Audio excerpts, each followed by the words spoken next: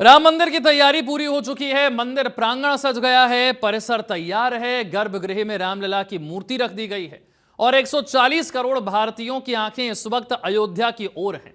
राहों में पलक पावड़े बिछाए श्रद्धालु बस उस पल का इंतजार कर रहे हैं जब श्री राम विग्रह की प्राण प्रतिष्ठा होगी और फिर रामलला के भव्य दर्शन होंगे। घड़ी बस नजदीक आ गई है, 4 दिन और हैं। प्राण प्रतिष्ठा के लिए 22 जनवरी की तारीख तय है। अब इंतजार 22 जनवरी का है और हमारे साथ रामविलास वेदांती जी जुड़ गए हैं। बहुत बहुत स्वागत है रामविलास वेदांती जी।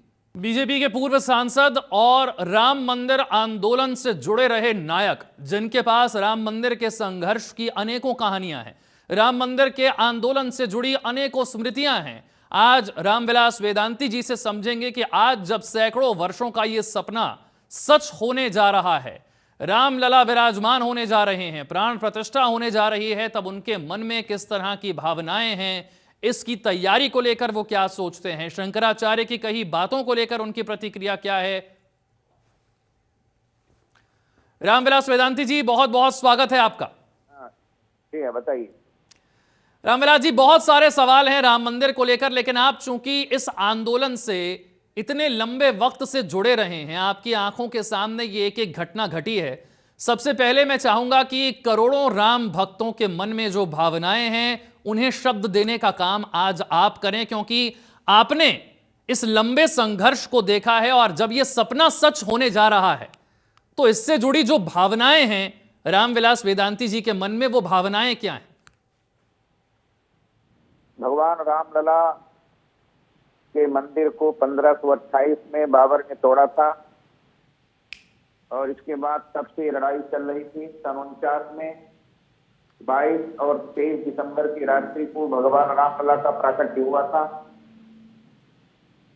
और इसके बाद वो लड़ाई चलती रही। उस समय पंडित जवाहरलाल नेहरू भारत के प्रधानमंत्री थे। उन्होंने उत्तर प्रदेश के मुख्यमंत्री गोविंद बल्लभ पंत को आदेश दिया कि जाकर रामलला की मूर्ति को हटा दो, और गोविंद बल्लभ पंत रामलला की मूर्ति को हटाने के लिए फैजाबाद पहुंच गए। लेकिन वहां उस समय सिटी मजिस्ट्रेट थे ठाकुर गुरदत्त सिंह जी। ठाकुर गुरदत्त सिंह जी ने अयोध्या में मुख्यमंत्री को प्रवेश नहीं करने दिया। यहाँ पर अयोध्या में गोरखपुर के महंत गोरखनाथ मंदिर के पूज्य स्वामी दिग्विजयनाथ जी पहुंच गए थे और उन्होंने रामलला को न हटने के लिए चारों ओर से घेर लिया था। ऐसी परिस्थिति उस समय थी। गोविंद बल्लभ पंत अयोध्या नहीं आने पाए। ठाकुर गुरदत्त सिंह ने उनको वापस कर दिया और इसके बाद राम जन्मभूमि की लड़ाई चलती रही। ये जो परिस्थिति है लगातार बनी रही और इसके बाद रामलला की पूजा राम मंदिर में प्रारंभ हो गई थी। सन 1984 को राम जन्मभूमि पर भव्य रामलला मंदिर निर्माण करने के लिए हमारे विश्व हिंदू परिषद के अंतर्राष्ट्रीय अध्यक्ष माननीय अशोक सिंघल जी ने आंदोलन प्रारंभ किया और इसके बाद राम जानकी रथ चला। राम जानकी रथ अयोध्या आया, हम लोगों ने स्वागत किया, फिर लखनऊ गया, उर्मिला पार्क में स्वागत हुआ और इसके बाद सारे देश में राम जानकी रथ चलता रहा। जो परिस्थिति देश की थी उसमें कांग्रेस का शासन था। कांग्रेस नहीं चाहती थी मंदिर बने और हम लोगों ने आंदोलन प्रारंभ रखा और अंततोगत्वा 6 दिसंबर आ गया। 5 दिसंबर को इसी हिंदू धाम में हमारे पूज्य महंत अवेद्यनाथ जी की अध्यक्षता में एक बैठक हुई कि कल कार सेवा होनी है, कैसी कार सेवा होनी चाहिए। स्वामी वामदेव जी महाराज, सतमित्रानंद गिरी जी महाराज, शंकराचार्य जी और हमारे आचार्य धर्मेंद्र जी, पूज्य परमहंस रामचंद्र दास जी महाराज और सुग्रीव किला के जगत गुरु रामानुजाचार्य पूज्य स्वामी पुरुषोत्तमाचार्य जी महाराज, ये सभी संत लोग यहाँ पर बैठे थे और ये निर्णय लिया गया कि कल कार सेवा होनी है। लेकिन कार सेवा का प्रारूप क्या होगा ये कोई निश्चित नहीं था। ये केवल यह था कि एक मुट्ठी बालू श्री राम चबूतरे पर छोड़ करके कार सेवा का प्रारूप पूरा कर लिया जाएगा। लेकिन पूज्य महंत अवेद्यनाथ जी ने कहा नहीं, जब तक ढांचा रहेगा तब तक मंदिर का निर्माण नहीं होगा, इसलिए ढांचा टूटना जरूरी है। और अशोक सिंघल जी ने महंत अवेद्यनाथ जी की बात का समर्थन किया, हमने समर्थन दिया। आचार्य गिरिराज किशोर जी ने भी समर्थन किया, आचार्य धर्मेंद्र ने भी समर्थन दिया और 6 दिसंबर को 8 बजे से गौर गणेश का पूजन प्रारंभ हो गया। पूजन 10 बजे तक चला और इसके बाद संकल्प पत्र पढ़ने के लिए मुझको दिया गया। मैं संकल्प पत्र राम कथा मन से सुनाना शुरू किया। तब तक राम भक्त कार्य सेवकों ने राम जन्मभूमि पर अटैक कर दिया और ढांचा के ऊपर चढ़ गए। ढांचा टूटना शुरू हुआ। उसी में राजमाता विजयराजे सिंधिया जी आ गई, अडवाणी जी आ गए, जोशी जी आ गए। इन सब लोगों ने मना किया कि ढांचा से उतार आइए, कार्य सेवा पूरी हो गई। लेकिन इसके बाद भी लोगों ने माना नहीं, वो ढांचा टूट गया। आज मैं निवेदन करना चाहता हूं, ढांचा टूट जाने के बाद हम लोग गिरफ्तार हो गए, जेल चले गए और इसके बाद ये आंदोलन प्रारंभ रहा। सन 2005 में हमारी गवाही हुई राम जन्मभूमि की और राम जन्मभूमि के गवाही में हमने सिद्ध कर दिया कि जहां रामलला विराजमान वही राम की जन्मभूमि है। और हमसे जज साहब ने पूछा था कि क्या प्रमाण है कि राम का जन्म वहां हुआ था। तब मैंने वाल्मीकि रामायण का प्रमाण दिया कि वाल्मीकि रामायण में लिखा है, कौशलो नाम विदितः स्वेदो जनपदो महान निविष्टः सरयू तीरे प्रवृत्त धन धान्यवान अयोध्या नाम नगरी तत्रासी लोक विसता मनोनामान वेन्द्रणे यापुरी निमिता स्वयं आयता दृष्ट द्वेष योजना महापुरी श्रीमती तीर्ण विस्तीर्ण सुविभक्त महापथा। इन श्लोकों की व्याख्या पूज्य कृपात्री जी महाराज ने रामायण मीमांसा में किया है। सतयुग, कलयुग, त्रेता, द्वापर इन सब की गणना करने के बाद 1,81,60,65 वर्ष पहले रामलला का अवतार अयोध्या की राम जन्मभूमि पर हुआ था और उसी की लड़ाई चली। अंतोगत्वा यह मुकदमा सुप्रीम कोर्ट में गया और सुप्रीम कोर्ट भी निर्णय कर दिया कि जहां रामलला विराजमान वही राम की जन्मभूमि है। और इसके बाद भारत के माननीय प्रधानमंत्री ने 2020 में 5 अगस्त को राम जन्मभूमि का भूमि पूजन शिलान्यास किया और इसके बाद मंदिर निर्माण प्रारंभ हो गया। आज मंदिर निर्माण की प्रक्रिया पूरी हो रही है। गर्भगृह बनकर तैयार हो गया है। गर्भगृह के सिंहासन पर भगवान रामलला विराजमान होने वाले हैं और भारत के माननीय प्रधानमंत्री नरेंद्र मोदी जी 22 जनवरी को राम जन्मभूमि पर विराजमान भगवान रामलला की प्राण प्रतिष्ठा करने जा रहे हैं और विश्व के 101 देश के लोग रामलला का प्रत्यक्ष दर्शन करने के लिए अयोध्या में आ रहे हैं। भारत के हर प्रांतों से धर्माचार्य, संत, महात्मा ये सारे लोग यहाँ पर उपस्थित होने जा रहे हैं। ऐसा सौभाग्य अयोध्या के लोगों को पहली बार मिल रहा है। भारत के लोगों ने कभी कल्पना नहीं किया था कि रामलला का मंदिर बनेगा, हम लोग दर्शन करेंगे, क्योंकि कांग्रेस ने कभी मंदिर बनने नहीं दिया। कांग्रेस नहीं चाहती थी मंदिर बने और इसीलिए रामलला की मूर्ति को हटाने का आदेश पंडित जवाहरलाल नेहरू ने दिया था। आज तक कांग्रेस का कोई भी प्रधानमंत्री, कोई भी मुख्यमंत्री रामलला का दर्शन करने अयोध्या नहीं आया है और आज यही कारण है कि कांग्रेस के लोग आतंकवाद का समर्थन कर रहे हैं, राम जन्मभूमि का विरोध कर रहे हैं। कांग्रेस को अयोध्या नहीं दिखाई देती, रामलला नहीं दिखाई देते, कृष्ण जन्मभूमि नहीं दिखाई देती, कांग्रेस को काशी विश्वनाथ भगवान नहीं दिखाई देते, उनको केवल आतंकवादी दिखाई देते हैं बस। इसलिए आतंकवादियों के समर्थन में कांग्रेस ने प्रस्ताव पारित किया मीटिंग करके और हमास का समर्थन किया। आज मैं निवेदन करना चाहता हूं, आगे आने वाले दिनों में 2024 का जो चुनाव होने वाला है, ये चुनाव राष्ट्रवाद बनाम आतंकवाद पर चुनाव होगा। राष्ट्रवाद जीतेगा कि आतंकवाद जीतेगा? हमको पूर्ण विश्वास है कि राष्ट्रवाद की विजय होगी और मोदी फिर से तीसरी बार प्रधानमंत्री बनने के बाद जनसंख्या नियंत्रण कानून लागू होगा, समान नागरिक संहिता लागू होगी। और महात्मा गांधी ने कहा था कि आजादी के बाद देश को राम राज्य घोषित कर दिया जाएगा, लेकिन 60 वर्ष के शासनकाल में भी कांग्रेस ने भारत को राम राज्य घोषित नहीं किया। लेकिन जब रामलला विराजमान हो जाएंगे और रामलला के मंदिर के ऊपर केसरिया ध्वज लहरा दिया जाएगा, तब मुझे विश्वास है कि भारत को राम राज्य घोषित कर दिया जाएगा।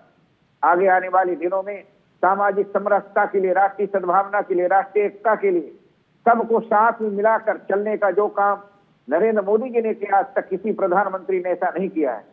एक बार अटल बिहारी वाजपेयी जब प्रधानमंत्री थे तब वो चाहते थे कि भव्य रामलला के मंदिर का निर्माण हो, लेकिन अटल बिहारी वाजपेयी प्रधानमंत्री थे लेकिन उनको पूर्ण बहुमत नहीं थी।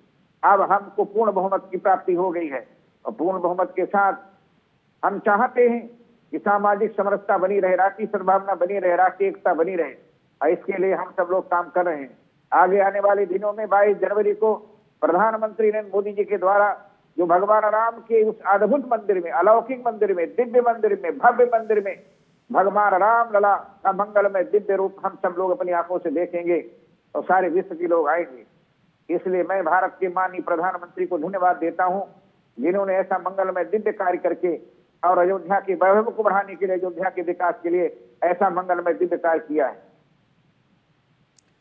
रामविलास जी, आपने कई बातें बताई इस आंदोलन से जुड़ी हुई। जिस रूप में आज आप अयोध्या को देखते हैं, क्या कभी कल्पना की थी आंदोलन के वक्त कि अयोध्या इतनी खूबसूरती से सजेगी, इतना भव्य और इतना दिव्य मंदिर तैयार होगा, और न सिर्फ भव्यता और दिव्यता, ये विकास की भी एक नई ऊंचाई को छुएगा?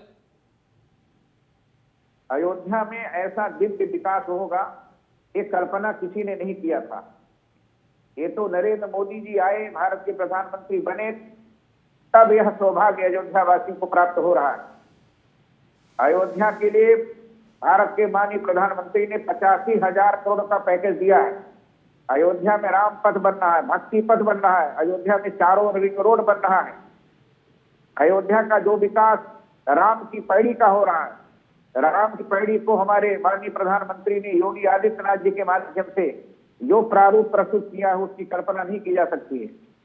ऐसा मंगलमय दिव्य दृश्य जो इस समय दिखाई दे रहा है, ऐसा दिव्य देखने का सौभाग्य पहली बार अयोध्या वासियों को मिल रहा है। इसलिए हम माननीय भारत के प्रधानमंत्री को धन्यवाद देते हैं, जिन्होंने सामाजिक समरसता के लिए, राष्ट्रीय एकता के लिए, राष्ट्रीय सद्भावना के लिए ऐसा मंगलमय दिव्य कार्य किया है।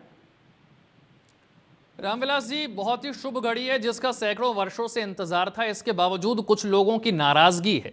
शंकराचार्य अविमुक्तेश्वर आनंद जी को आपने सुना, उन्होंने कहा कि मंदिर तो अभी पूरे तरीके से बना ही नहीं है, उसका शिखर तैयार नहीं है, और जब मंदिर पूरा बना नहीं तो फिर प्राण प्रतिष्ठा कैसे हो सकती है? देखिए, हमारे शास्त्रों के अनुसार, वेदों के अनुसार प्राण प्रतिष्ठा की जो विधि दी गई है, उसके अनुसार ये वेद, ऋग्वेद, यजुर्वेद, सामवेद, अथर्ववेद और 18 पुराणों के अनुसार, वाल्मीकि रामायण के अनुसार और नंद पांचरात्र के अनुसार, रामानंदीय श्री वैष्णव परंपरा के अनुसार गर्भगृह तैयार हो चुका है। और जब गर्भगृह पर भगवान राम लला विराजमान होने वाले हैं, उसकी पूरी रूपरेखा तैयार हो गई, स्वर्ण के फाटक तैयार हो गए, स्वर्ण का सिंहासन तैयार हो गया, तो उनकी दीवार बन गई है। जब मंदिर की पूरी प्रक्रिया हो गई है, तब शिखर तो बाद में बनता रहेगा। शिखर बन जाए तब मंदिर में भगवान राम लला की स्थापना हो, ये कहीं वेदों में, शास्त्रों में, पुराणों में लिखा हुआ नहीं है।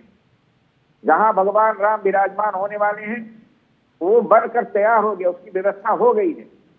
हमारे देश के सभी संतों ने, सभी शंकराचार्यों ने, सभी विद्वानों ने, सभी रामानुजाचार्य के महापुरुषों ने, सभी रामानंदाचार्य के महापुरुषों ने, सभी निम्बारकाचार्य के महात्माओं ने, सभी वल्लभाचार्य के महात्माओं ने, हमारे देश के सभी महामंडलेश्वरों ने श्री राम जन्मभूमि मंदिर के गर्भगृह का समर्थन किया। और इस समर्थन के अनुसार अयोध्या के मंगलमय दिव्य वैभव को प्रस्तुत करने के लिए भारत के माननीय प्रधानमंत्री जी 22 जनवरी को आ रहे हैं। इसकी प्रतीक्षा हम सब लोग कर रहे हैं। हमको पूर्ण विश्वास है, इस प्रकार हम समाज के लोगों को ये संदेश देना चाहते हैं कि हम अध्यात्म के साथ हैं, भारत की संस्कृति के साथ हैं, मानवता के साथ है, और इस प्रकार मंगलमय दिव्य दृश्य प्रस्तुत करके अयोध्या में भगवान राम लला के मंदिर में दिव्य प्राण प्रतिष्ठा होने जा रही है, जिसका हम सभी लोगों ने समर्थन किया है, देश की जनता ने समर्थन किया है, और विश्व के 101 देश के लोगों ने समर्थन किया है। हमारा देश के शंकराचार्यों ने भी समर्थन किया है, और सब लोगों के समर्थन के आधार पर भगवान राम लला अपने दिव्य भव्य अलौकिक मंदिर में विराजमान होंगे, जिसकी प्रतीक्षा 550 वर्षों से हम लोग कर रहे हैं। जहां पर दिव्य भव्य मंदिर का निर्माण संपन्न हो गया, अब इसमें किसी प्रकार की कोई परेशानी नहीं है। इसलिए उसी दिव्य भव्य मंदिर में भगवान राम लला की प्राण प्रतिष्ठा 22 जनवरी को होने जा रही है। रामविलास वेदांती जी, हमारे साथ जुड़ने के लिए, आंदोलन से जुड़ी यादों को हमारे साथ साझा करने के लिए, मंदिर को लेकर, अयोध्या को लेकर बात करने के लिए बहुत बहुत शुक्रिया।